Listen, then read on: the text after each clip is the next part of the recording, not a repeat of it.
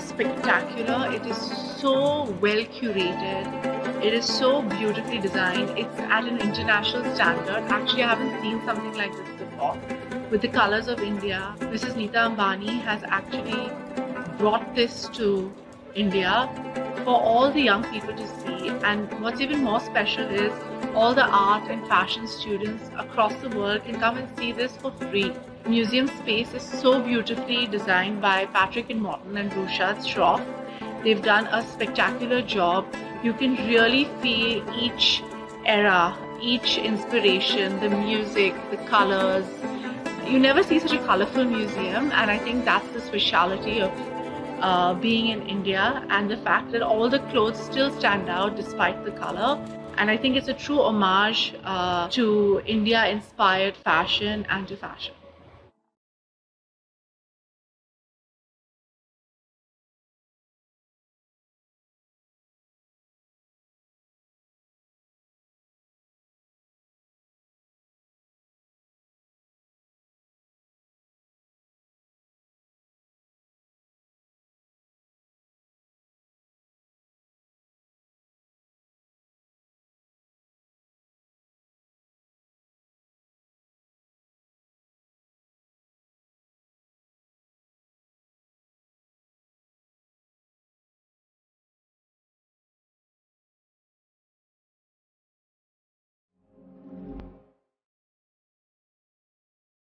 You know, in retrospect, when I look back, I think being born middle class was the best thing that happened to me, because I found a unique voice which was very rooted. And if you go to Calcutta, if you go to any one of the old homes, you'll see very simple homes from the outside, but very ornate and ostentatious from the inside.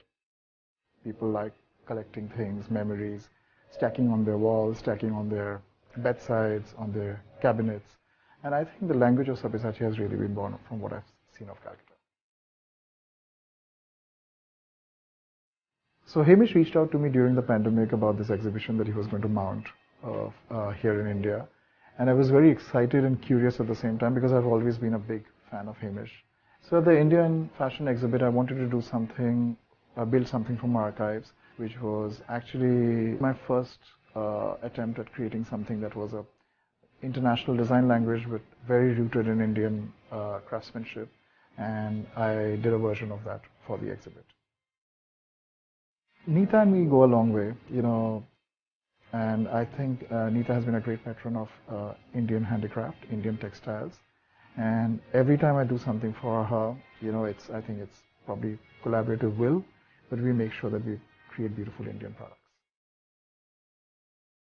Whether it's the Oscars, whether it's cricket, whether it's tennis, whether it's food, art, entertainment, India is taking massive steps worldwide, including fashion, and that's the way it should be.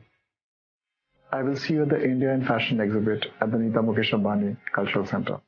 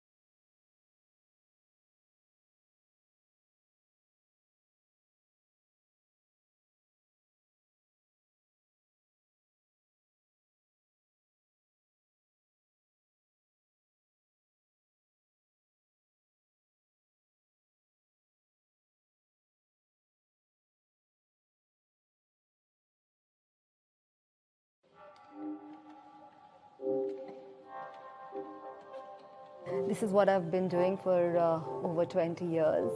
Every single morning that I've woken up, it's been about design and fashion. Different moments of life and different things inspire you. There are times when it's just a color or it's just a thought, and you know the whole collection will come. I realized really early on that the Indian textile heritage was what I fell in love with. And at the same time, I also feel the need to be able to modernize it, to give it like a more contemporary context. When we were approached to create this piece, it was that moment of pride to be part of history with India in fashion in our own humble way. Of course, working with Hamish and him giving you an inspiration, that itself was truly special. This whole piece actually is inspired by the journey of the paisley and the Kashmiri shawl. Mrs. Ambani is a special human being. The very fact that she gets into details and she will make sure that you are comfortable. Being able to display a piece that we have created as a part of history at the NMACC, that we have a space there, that we somehow belong and we can use it. I look forward to seeing all of you at the India in Fashion exhibit at NMACC.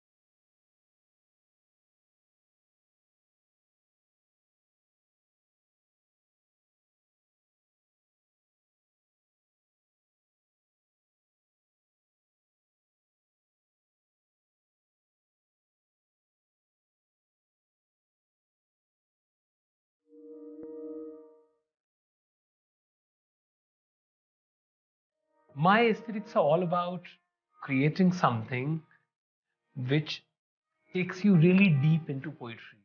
How the entire lifestyle is created in the region, how the weavers would work, something which can't be seen but can be felt in artwork. That is something which inspires me. I'm creating a piece looking at craft of chins. In chins, the tree of life is the most dominant motif. It somehow represents nature, represents beauty, represents art. It's one of the most celebrated global heritages from India. The best thing about this kind of couture pieces, the embroiderers who are working on it, they get extreme satisfaction looking at some alien looking strange art piece. When you look at, I think, every 500 kilometers, you find a new craft, a new culture. And this diversity, what India has got to offer to the world, an exhibit like India in Fashion, was long due. I hope to see you all at the India in Fashion exhibit at the Nita Mukesh Ambani Cultural Center.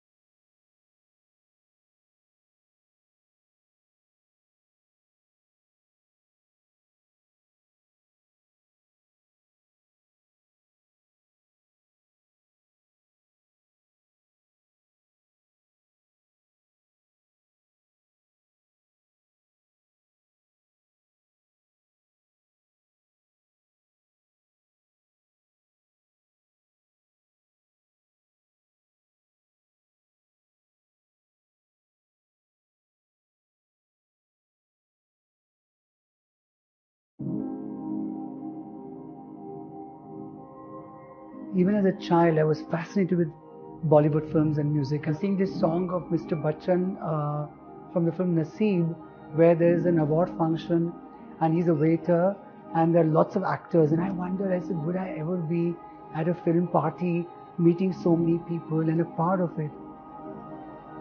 age of 6, I remember if a tuition teacher came to teach me, I would just describe her outfit and say this color doesn't look good. And she'd be like, Mrs. Malhotra, what's with your son? He never studies, he's only noticing clothes. So Mishma is an NGO that I started working with. Now I think it's almost 11 years. And at that time there were 40 girls who worked there. And today we have more than 350. So at the exhibit, there's going to be full curry, there's going to be chicken curry from Mishma, as well as some of my iconic Bollywood costumes. Whether it's our embroidery, whether it's our culture, whether it's our color. I'm so happy Mr. Nita Ambani is hosting this exhibit because this was so needed. And I think it's the first time that India is going to have such a strong representation in the map of world fashion. I hope to see you all at the India in Fashion exhibit at the Nita Mukesh Ambani Cultural Center.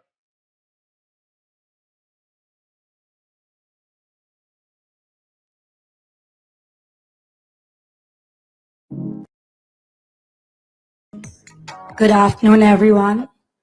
Nice to see you all. My name is Priyanka Khanna. Please excuse my voice. I think the excitement of the last 3 days has gotten the better of me. We have a very special afternoon in store for you, beginning with the book launch of India in Fashion, the impact of Indian dress and textiles on the fashionable imagination by Hamish Bowles and published by Rizzoli. When Mrs.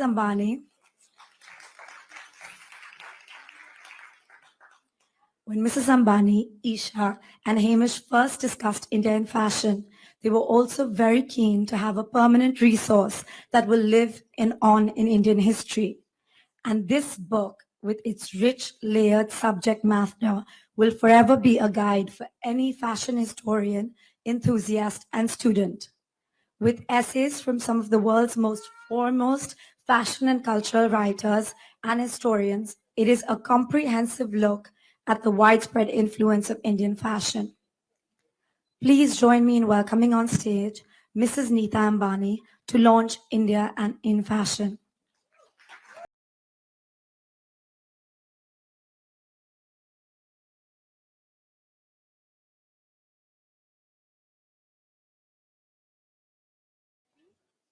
I'd also like to welcome Isha on stage, as well as Prithvi, to come and unveil the cover.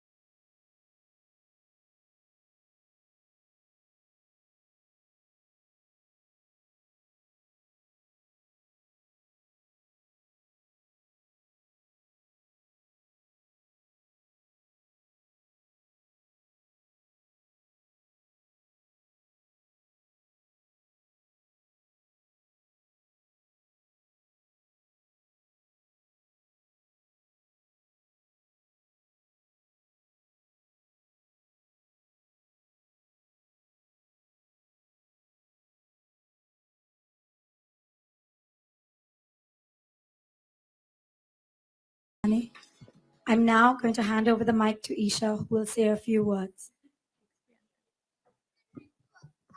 Thank you, Priyanka. Good afternoon, everyone. And thank you all for being here. I hope you've been enjoying the events and the activities over the past few days, and we're so thrilled that you could have joined us. Last night, you all experienced the magical India in a fashion exhibition, curated by Hamish and designed to perfection by Patrick and Rushad. When my mother and I, along with Hamish and our teams, were conceptualizing this exhibition, we were clear in our vision that it had to encompass and showcase the wide-reaching influence of Indian fashion.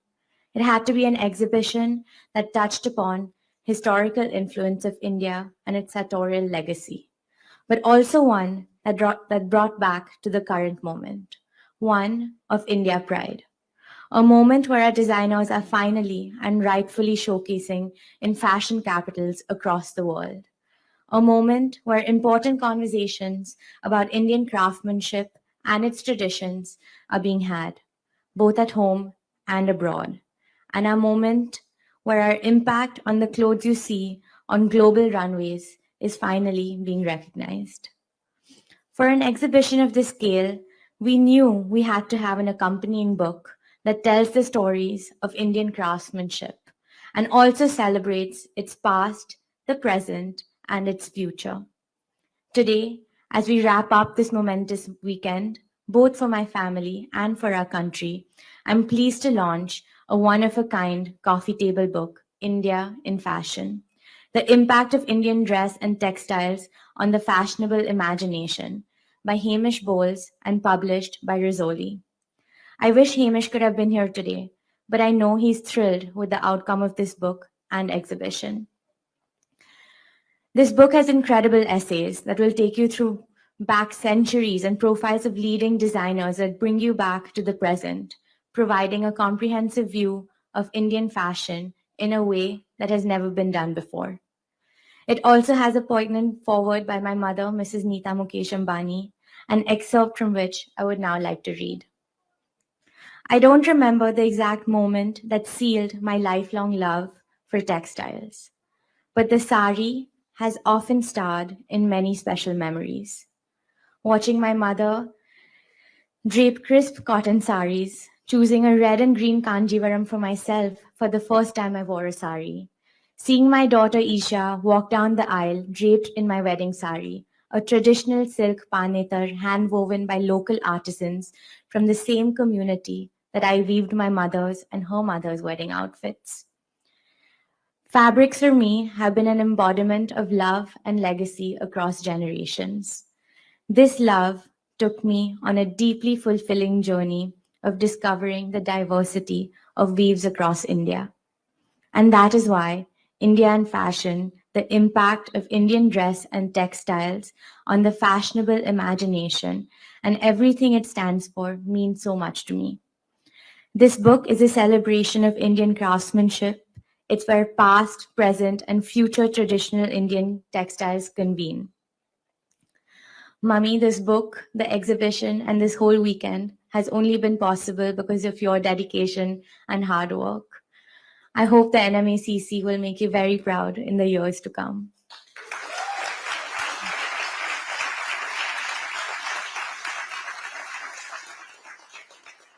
And Papu, all of this is only possible because of you. No amount of gratitude will ever be enough for supporting us always.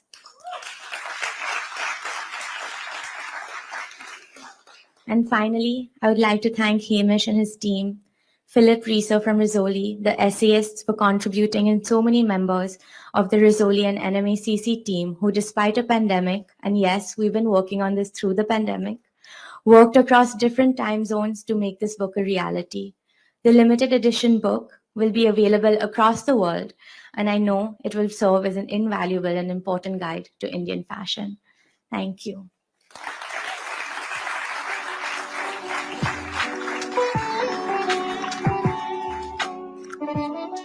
We also have a panel this evening. Thank you, Isha. That was perfect. Who will read from their contributions to the book. May I please call on stage Amin Jaffer, writer, curator, and art historian who has written Jewels, Saris, and Shoes, Indian Royalty and Western Luxury Houses Under the British Raj.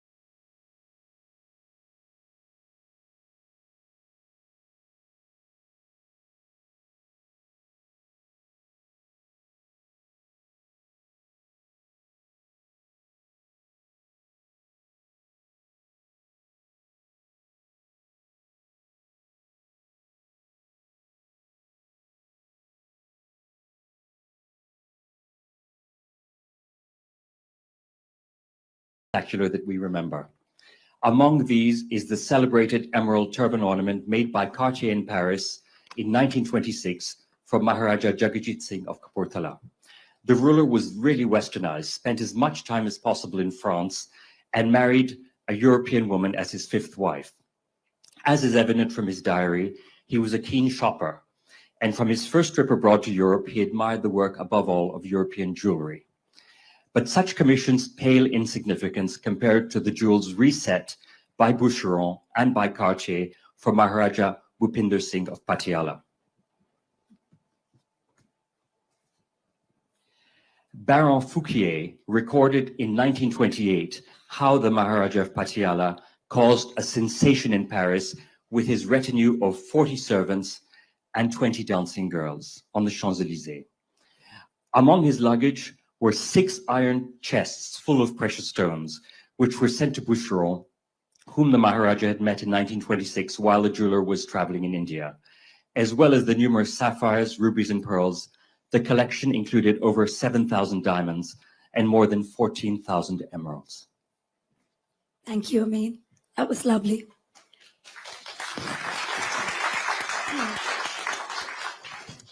Mrs. Vakil, please, you do the honors.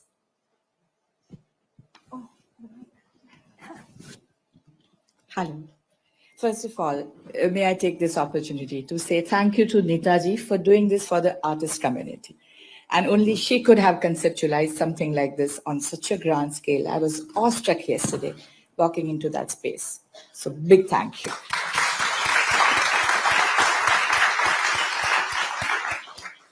Your question was, Priyanka, that despite all these years of spending time at Vogue, this is the first time you have interviewed me. Yeah, right. And that's my answer. This is my answer. I think very early in my career, I realized that my creative process is the most precious aspect of my work. I need solitude. I chose to be away from the noise. And I don't believe that I need to continuously tell the story of my life. I don't enjoy talking about my work so much. So I would rather enjoy what I do and have that joy and passion flow into my creations. I come from a very different background. I had imagined my life to be very different. I have an MBA from University of Michigan. That said, I was also a born aesthete with a deep sensitivity to beauty. And I don't know whether that's a blessing or a curse, but I had to make everything around me beautiful all the time. From a young age, I was exposed to arts, be it fine arts, performing arts, theater, decorative arts, textiles, by my mother. And I believe that what you're exposed to as a child, that shapes your creative journey and shapes you as a creative being.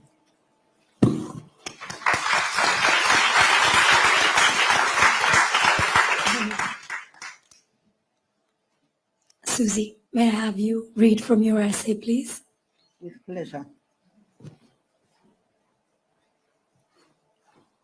India had nothing, absolutely nothing, says Ritu Kumar, the celebrated designer and costume curator of her country's fashion system at the end of the 1960s.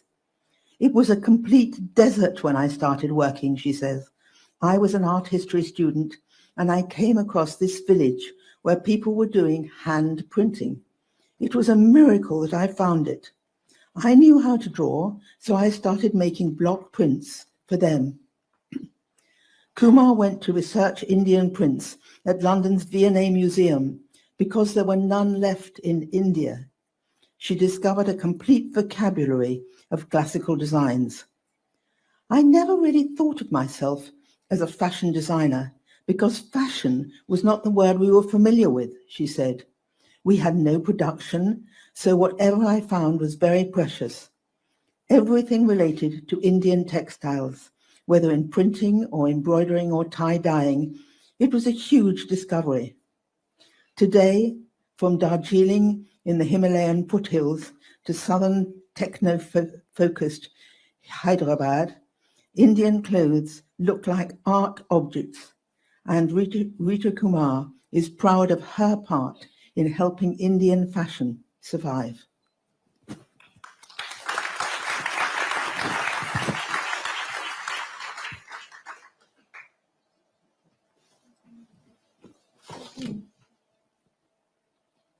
Thank you all.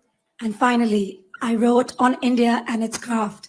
And I have to say, as my 15 years as a fashion journalist, it has been an honor and a privilege working on such an expansive book. So thank you, Mrs. Ambani. Thank you, Isha, for giving me this opportunity. The wedding industry in India is pegged at US $50 billion. The multi-day extravagant celebrations requiring elaborate looks for the bride, groom, and the extended families, as well as a generous bridal trousseau. Sabyasachi Mukherjee, Manish Malhotra, Abu Janni Sandeep Khosa, Ritu Kumar, Anita Dongre, Tarun Tehliani, Gaurav Gupta, and Rahul Mishra are just a few of the preferred bridal favorites, each bringing their focus on craft and tradition, all with a signature aesthetic. While bridal wear commands a lion's share of the attention and the market, a new generation of designers, birthed by the millennium, brought purpose and platform to their artisans, bringing them into the conversation like never before. For Sabyasachi, this moment in Indian fashion promises to be defining, one of India pride. We're at a moment that as an industry, we are very India proud, he told me. Every designer's design language, whether it's steeped in nostalgia or a more modern perspective, is richly layered in craftsmanship. Thank you.